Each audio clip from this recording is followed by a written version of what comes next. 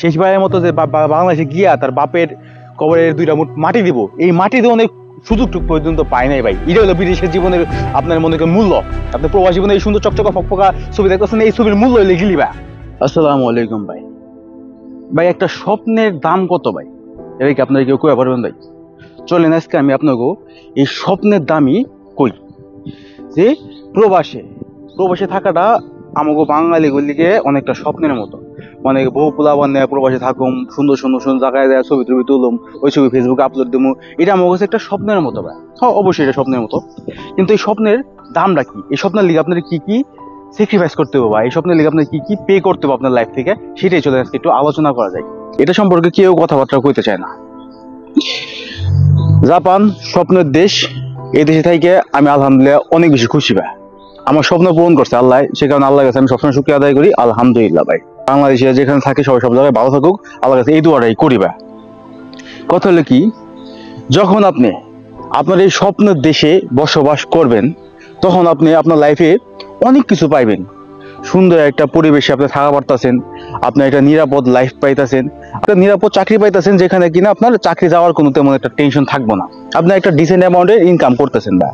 অপরদিকে এগুলি পাওয়ানোর লিগে আমরা কি কি হারাই ভাই, এই হারানোর কথাটা কেউ কেউ বাঁচে না বা কেউ স্বীকার করে বাঁচে না। চলো এটা নিয়ে আজকে একটু কথাবার্তা বলি ভাই। আপনি যখন প্রবাসী থাকবেন ভাই, আপনি কি হারাবেন জানেন ভাই? এই জন্য ছোট বোন অ্যাক্সিডেন্ট করে মারা গেছে ভাই। যে ছোট বোনটারে শেষবারের মতো দেখতে পারে নাই ভাই। যে বাপটা মারা গেল, তার বাপের কবরে মাটিটা দিতে পারলো না ভাই। নিজের ছোট ভাইটা ছোট রেখেছে, সেই ভাইটা ভাই বড় হয়ে গেছে গা, তার বড় হওয়া দেখতে পারলো না। তার বোনটা ছোট্ট বোন রেখেছে, সেই ছোট্ট বোনটা বড় হয়ে গেছে গা, বড় হয়ে বিয়ের লাইক হয়ে গেছে গা, তার বড় হইতে দেখতে পারলো না। তার বাপ মা তার কিনে জুয়ান রেখেছে, মানে ইয়াং রেখেছে। তার বাপ মার বয়স হয়ে গেছে গা, চুলদারি পাইকে গেছে গা, শুকাই গেছে গা ভাই। ভিডিও কল দিলে বোধে দেখলে কলজায় পানি থাকে না ভাই, কলজায় পানি থাকে না, ক্ষুধার কসম কইতাছি ভাই। এই জিনিসগুলো হইলো আপনার এই স্বপ্নের দাম। আপনি প্রবাসে থাকতেছেন না, অনেক সুন্দর চকচকা ফকফকা এই যে কাপড় চোপড় দেখতেছেন, কত চকচকা ফকফকা কাপড় চোপড় পিতাছি, এই দেন কত সুন্দর পরিবেশে থাকতাছি না, কত সুন্দর একদম সাজানো গুছানো শহর। এই সাজানো গুছানো শহরে থাকতাছি, এই শহরে থাকানোর খরচ, এই সুন্দর লাইফ লিড করানোর খরচ হইলো ভাই এগুলা। বুঝি কোন একটা খারাপ সংবাদ শুনলাম ভাই, এই বুঝি কি আমার ছেড়ে চলে গেছে গা, এই বুঝি কোন একটা আত্মীয় আমার ছেড়ে চলে গেছে গা, যার কিনা আমি যা সাহায্যের মধ্যে হারালাম না ভাই। এইটা হলো আপনি হারাইবেন ভাই আপনার লাইফে। আপনি কয়ে পারেন, অনেকে কমেন্টে কয় আপনি এত সুন্দর দেশে আছেন, এত ভালো মন্দ খাইতেছেন, ভালো মন্দ পড়তেছেন। হ ভাই, ভালো মন্দ খাইতেছি, ভালো মন্দ পড়তাছি ভাই। যদি কষ্ট করা উপার্জিত টাকাটা খাইতেছি ভাই, কেউ বহায় বহায় খাইতেছে না বিদেশের মাটিতে। বাংলাদেশে থাকলে আপনি যদি পরিশ্রম করতেন, আপনি 3 বেলা ভাত খাই পারতেন। প্রবাসী মাটিতেও একজন মানুষ 3 বেলা ভাতই খায় ভাই। হ্যাঁ এমন না স্বর্ণ খায়, হ্যাঁ ভাতই খায়। এমন অনেক আত্মীয় স্বজন আছে ভাই যারা প্রবাসে থাকেন, আপনার হ্যাঁ আর জীবন আপনার দেখা পারবেন না, শেষ। আপনার বাংলাদেশে দেখে না ওটাই শেষ দেখা চলে ভাই, ভবিষ্যতে আপনি হ্যাঁ দেখা হইব না ভাই। এটা এলো একটা প্রবাসী জীবনের সফলতা ব্যর্থতা আমি জানি না কি ভাই। এই যে সুন্দর চকচকা ছবি দেখতেছেন, সুন্দর পরিবেশ দেখতেছেন, এই চকচকা ফকফকা কাপড় চোপড় দেখতেছেন, এগুলির মূল্য হইলো ভাই ওগুলা ভাই। কথা বুঝছেন? অনেকে বলেন ভাই আপনি তারপরে শুকরিয়া আদায় করেন না গেল লিগা ভাই। আমি শুকরিয়া আদায় করি, কিন্তু অনেক মানুষ কয়েক বাংলাদেশে এরকম বাংলাদেশে থাকার চাইতে বিদেশে যায় কষ্ট করে কান্দাও ভালো ভাই। ভাই আপনি কান্দার মানেই জানেন না, কান্না কারে করে মানেই আপনি জানেন না ভাই।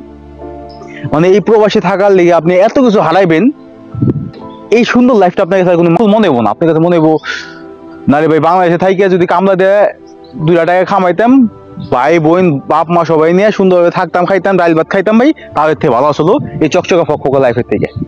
আপনি অনেকে পারেন তাহলে আপনি এত কষ্ট বাংলাদেশে চলে যান না গেলে ভাই। প্রবাসটা অনেকটা জেলখানার মতো ভাই, আয়না ঘরের মতো। একবার ঢুকলে ভাই বাইরে এত সোজা না ভাই। বাংলাদেশে থাকাকালীন আপনি 3 বেলা ভাত খাইছেন না, 3 বেলা সকালে দুপুরে রাইতে 3 বেলা খান তো খাইছেন ভাই।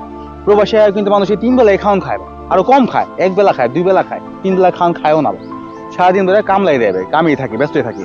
তো বাংলাদেশে যখন আপনি 3 বেলা খাওয়ান খাওয়া পারছেন, জাপানেও বিদেশেও আপনি 3 বেলা খাওয়ানি খাবেন, এর থেকে বেশি কিছু না। বেশি কিছু কি, এই যে চকচকা ফকফকা কাপড় চোপড়, সুন্দর পরিবেশ, এটাই আপনার জীবনের প্রাপ্তি। আর এই প্রাপ্তির লিগে আপনি কি কি হারাইবেন সেটা একটু কাউন্ট করে দেখেন দা। মানে এটা ডিমোটিভেটেড ভিডিও হয়ে যেতে পারে ভাই, আপনারা কই ভাবেন সাকিব আপনি আবারও ডিমোটিভেট করতেছেন। ডিমোটিভেটেড কিছু না ভাই, এটা বাস্তবতা ভাই, এটা বাস্তবতা।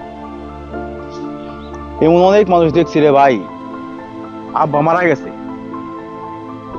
আমার নিজের কাছে আমার নিজের কাছে কিনা অনেক ভাই বোনেরা দেখছি যে যাদের কিনা আব্বা মারা গেছে, হ্যাঁ কাজের ভিতরে আসলো, কাজের ভিতরে থাকাকালীন হ্যাঁ শুনছে যে হ্যাঁ আব্বা মারা গেছে, না কোনো মেসেজ আসছে, মেসেজে দেখছে যে আব্বা মারা গেছে। শেষবারের মতো যে বাংলাদেশে গিয়া তার বাপের কবরের 2টা মুঠ মাটি দিব, এই মাটি দিয়ে অনেক সুযোগটুক পর্যন্ত পায় নাই ভাই। এটা হলো বিদেশের জীবনের আপনার মনে করেন মূল্য। আপনি প্রবাসী জীবনে এই সুন্দর চকচকা ফকফকা ছবি দেখতেছেন, এই ছবির মূল্য হইলে গিলিবা। আল্লাহ আমাকে সবাই বুঝার তৌফিক দান করুক। প্রবাস জীবনটা অনেকটা আয়না ঘরের মতো, একবার ঢুকলে বাইরে অনেকটা অসম্ভব হয়ে যায়।